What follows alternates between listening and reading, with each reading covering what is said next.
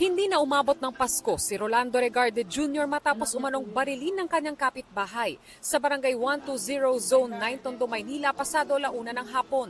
Pagtingin ko po sa bintana namin, naka-ano na po yung papa ko. Sa pagbaba ko po, nakasalubong ko yung pamilya po mismo ng bumaril sa papa ko. Papa mo yan, si Kuya Boy yan. Doon na po ako nataranta.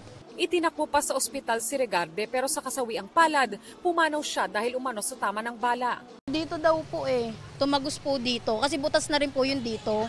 Sa CCTV ng barangay, makikitang tumatakbo palabas ng eskinitang suspect. Namamadali siya nagtatakbo, hindi na namin alam kung saan na siya napunta. Wala silang alitan dito sa barangay, wala silang away, wala. Nagulat na lang kami na ganun nangyari.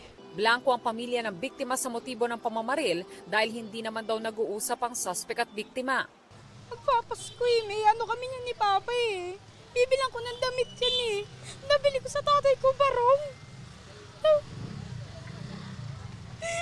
Ang sakit nun, ma'am. Pagdusahan niya, ma'am, kung ano dapat. Hindi muna nagbigay ng panayam ang Manila Police District pero naaresto na raw ang suspect.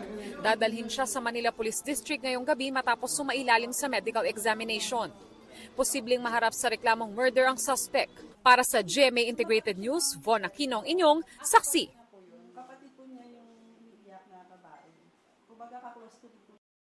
Mga kapuso, maging una sa saksi. Mag-subscribe sa GMA Integrated News sa YouTube para sa iba't ibang balita.